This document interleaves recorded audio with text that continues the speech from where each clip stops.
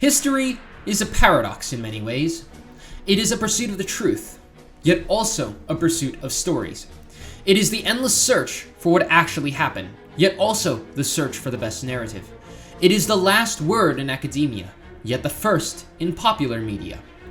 Countless documentaries, films, and books have been written, recorded, or otherwise created using historical figures, times, and situations as a backdrop to their characters. But at the same time, there is a lesser known and arguably darker side to history. When one abandons the pursuit of the truth, instead in search of a dramatic narrative, then you will have ceased to be a historian. You are then degraded to being a storyteller. Now, usually, being a storyteller is not at all derogatory, but when you are in the pursuit of the truth, no matter how elusive, then that within the context of history now becomes detrimental. These more sensationalist narratives of history is what drives misinformation. This disinformation is what allows some lazy historians to say that, for example, Nazi Germany had the best soldiers, weapons, and technology during the Second World War, when in actuality, that could not be further from the truth. Nazi Germany did not have the best weapons, they did not have the best soldiers, and they did not have the best technology. Their early victories from 1939 to 1942 capitalized on Allied incompetence, and nothing more. The Battle of Villers-Bocage stands as a microcosm of all the misleading and sensationalist narratives that lead to misinformed keyboard warriors. But first, a disclaimer.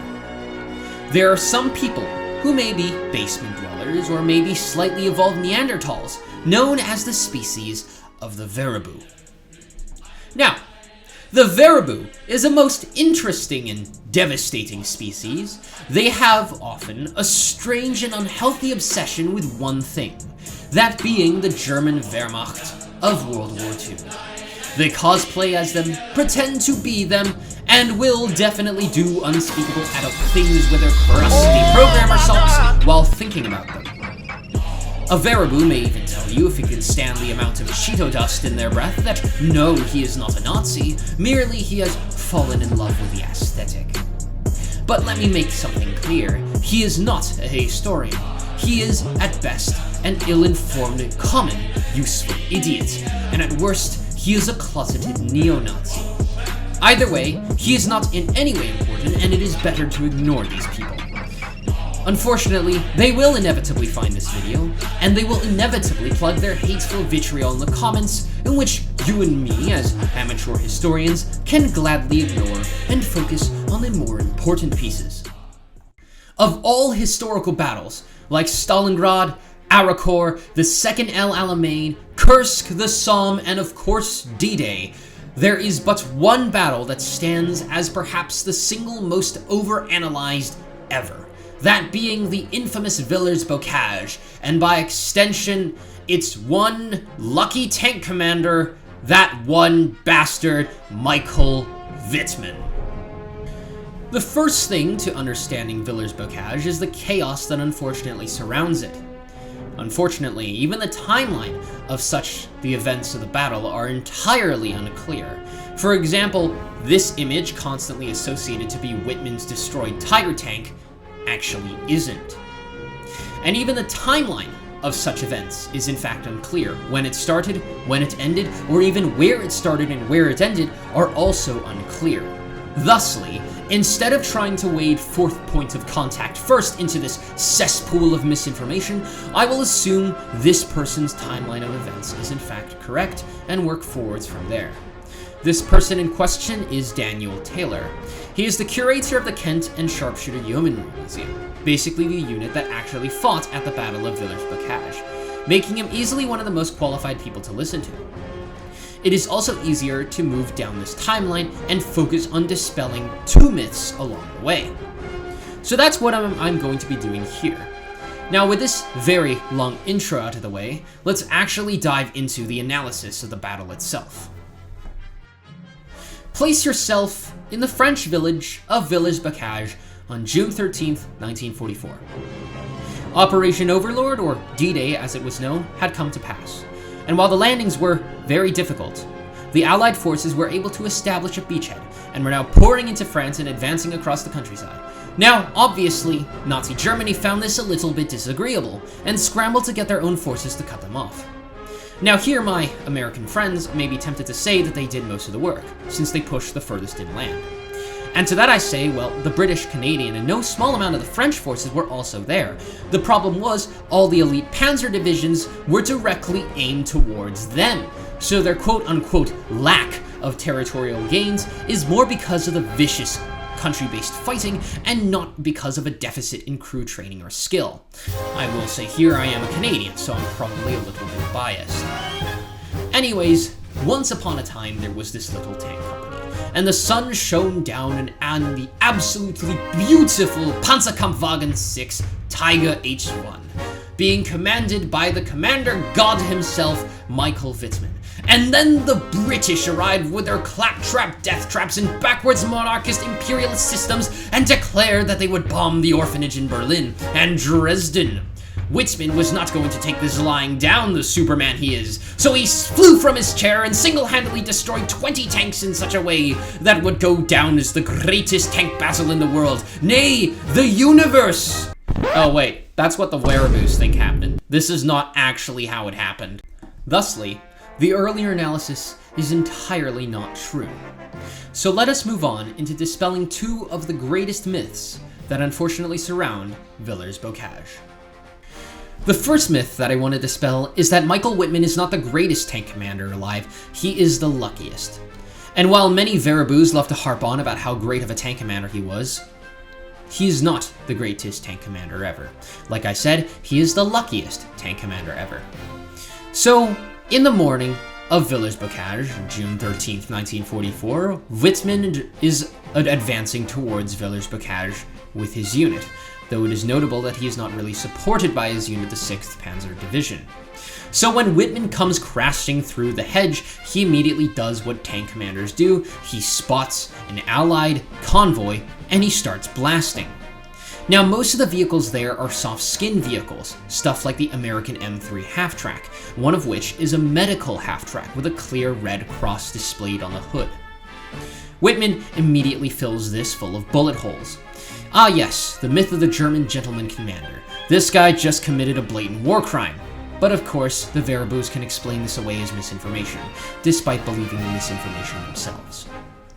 Anyway, with this convoy of soft-skin vehicles is a Sherman VC Firefly, an upgun version of the Sherman with a QF 17-pounder anti-tank gun. An anti-tank gun that is arguably the single most powerful anti-tank gun in 1944 before the 90mm showed up. A tank gun that could eviscerate the Tiger's frontal armor from over a kilometer. With a discarding sable shell, it could do this at over 2 kilometers. And at this range of roughly 50-60 meters, it should have gone right through the Tiger's frontal armor like a hot knife through butter, straight through the crew compartment, straight through the engine, and straight out the other side. But luckily for Wittman, another Tiger from the division has managed to catch up to him, and again manages to take the Firefly out, meaning that if Wittman's friend and second-in-command wasn't there, he would have died. Then our brave protagonist, Wittman, drives into Villers-Bocage, where he promptly comes across 4 Cromwell tanks. Now, the Cromwell is a cruiser tank, but it has an arguably alright 75mm main gun that was marginally more powerful than the standard M4, A1, A2, and A3 75mm main gun.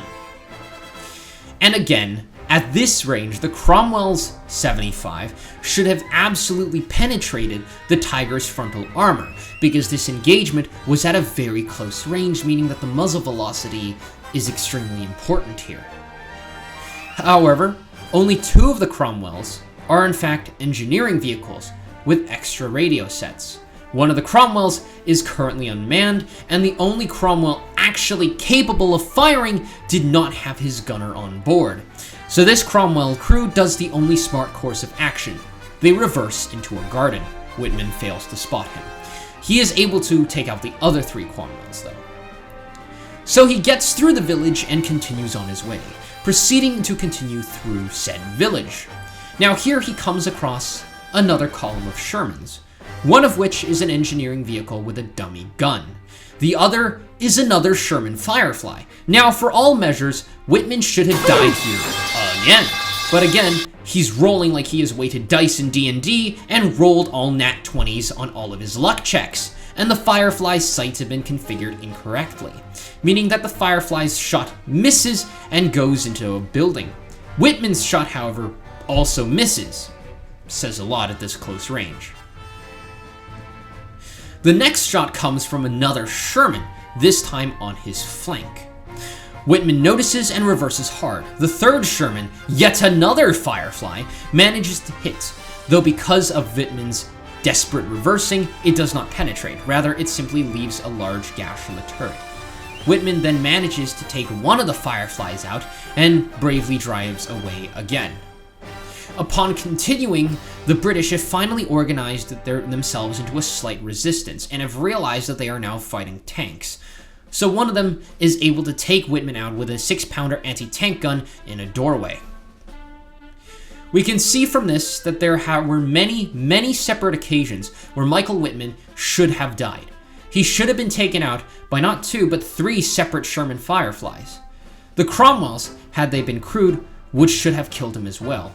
And even a standard 75mm Sherman that he later took out should also have been able to kill him with a shot from the flank.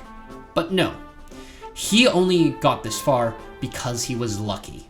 Had any single thing gone wrong for him, we would not have a story to tell about Michael Wittman. We would rather have a story of what exactly not to do when fighting in an urban environment. Attacking on your own, in an isolated tank, in an urban environment with infantry, enemy infantry around. This is textbook how not to operate a tank, especially a tank in solo operating environments. The second myth that I wish to dispel is that Michael Wittman took out 20 tanks by himself. Simple answer, no he didn't. The actual credit score for Michael Wittman is anywhere between 5 to 7 targets destroyed during the Battle of Villers Bocage. The number 20 appears to come from counting soft-skin targets as actual armored targets, which is in fact something that the Germans would do. The other things that German units would do are in fact counting kills from the entire unit under one tank, in this case under Wittman, as it would make him and his stats look better. As well, again, he commanded the 6th Panzer Division, he commanded that unit. The German units would also count, again, soft-skin vehicles and half-tracks, as well as even armored cars and motorcycles, as armored target kills, despite the fact that they really aren't because they are not capable of fighting back effectively. At this point, many may point to the interview of Wittman and say that this single interview disproves everything that I've just said, because he said so! He said he took out 20 tanks, so he did! Forgetting, of course, that the interview that Wittman did was for a Nazi broadcasting organization in late 1944. Also, Verboos and Lacey historians often forget that Nazi Germany and its proponents wasn't exactly a regime known for telling the truth. Rather, quite the opposite. Wittman was lying because he wanted to make himself look better. His second also lied because he wanted to make Wittman and himself look better. Panzer Lehr lied because they wanted to make the armored targets look more, well, good for Daddy Hitler. And one final thing I want to touch on is that we often forget the outcome of the Battle of Villers Bocage. Because while Michael Wittman's semi-rampage could be sort of counted as a victory, we often forget how the battle ended, and that was with an Allied victory. See, when Wittman's Panzer Division decided to move in, probably to look for him, they found that the British were not surprised that they were there. Rather, they had time and had formed themselves into an active defense perimeter that was now ready, able, and prepared to fight tanks. So by the end of that encounter, at the end of Villers Bocage, all 6 Tiger tanks under Wittman's unit had been destroyed, as well as 3 supporting Panzer IVs. I would hardly call that a German victory. Rather, I would say it was a resounding defeat. And Wittman will become the first recorded loss ever of a Tiger tank in the Western Front. You may be wondering at this point if you are newer to the history crowd. Quote, okay, so what? There may be some disinformation surrounding this battle, but it can't be that bad, right? It's just one battle, unquote. And while you are partially correct, this battle is a reflection and a microcosm of a much larger issue, that being sensationalist history.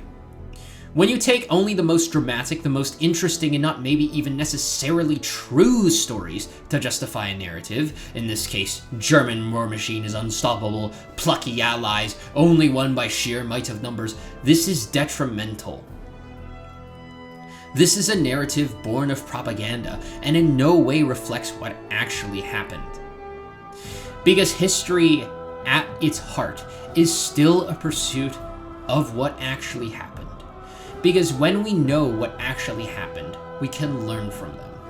Because when we know what actually happened, for example, at the Battle of Arrakor and the Battle of the Bulge, we can understand how we can use tanks and infantry effectively. When we study great battles such as Stalingrad, we can understand urban fighting and apply that in the future, in the here and now, because we are built upon the folds of history. We are built because we are influenced by what happened in those days. And if we carry a skewed narrative of what happened, or a sensationalist narrative of what happened, we do not acquire the lessons that are needed for us to move forward in the best possible way. We are hamstrung because we are unable to truly learn from these experiences. These sensationalist narratives are also what creates Veribus, because in their mind, and in the mind of the average person, we only take the sources with Villers Bocage and the sources with other historical battles, and even today, at only face value. We don't necessarily question the validity of these sources, and that leads to these false narratives being created because these sources sound reputable. And not all of us do the necessary questioning and research and searching to find whether these sources are in fact credible. An good example even today is people who believe that vaccines cause autism or that we faked the moon landing. While these examples may not necessarily be connected to a sensationalist narrative, they are similarly connected to people not actually questioning the validity of their sources, or digging deep and really asking, is this source viable, valuable, or otherwise valid? Is it reputable? People don't often ask these questions when dealing with these sources, and that's what leads to misinformation. However, I do not want to end on a downer. Rather, I want to highlight somebody who I believe deserves more recognition at the Battle of Villers Bocage. His name is Rex Ingram, and he was the commander of an M3 Stuart during Villers Bocage. Now, the M3 Stuart is a very good light tank. In fact, it is a very good scout tank. However, it is not something that is designed for tank-on-tank engagements. Rather, it is designed to scout around and find stuff. It is not the greatest thing, say, if a Tiger tank is bearing down at you, as it has very light armor, but is very mobile and very fast. So when Wittman again comes bursting through that hedge, Ingram doesn't do what any smart commander would do and bail and run. No. He and his crew take that Tiger head on. They fire their machine guns, they fire their main cannon, they fire high explosive and smoke rounds, all in an effect to button this Tiger down, to blind it. Rex Ingram orders his driver to drive aggressively from side to side, trying to slew this Tiger off the road and into the ditch. The weight of Ingram's reinforced titanium balls slewing the tank from side to side. Unfortunately, it doesn't work. Wittman puts a shot through the Stuart, instantly disabling it. Rex and most of his crew are able to escape to safety. However, Ingram is gunned down as he is trying to save his injured driver. Some may say that his death was in vain, but I do not think so. Because in that 45 seconds to a minute, he bought the British and Allied forces valuable time to realize that there was an impending attack, and there was an impending tank attack. Maybe it was what inspired the Firefly in the village to get into position for the gunner to return to his tank. Maybe it was what inspired the second other Firefly to drive into the village and start looking. Whatever it may be, I believe that Lieutenant Rex Ingram's actions were valuable because they bought the Allied forces valuable time to organize a resistance. So I hope that if you have a drink in your hand, you might assist me in raising a toast to the bravery and heroism demonstrated by Lieutenant Rex Ingram on June 13th, 1944. With that, I want to thank you for watching, and I will see you in the next video. Thank you.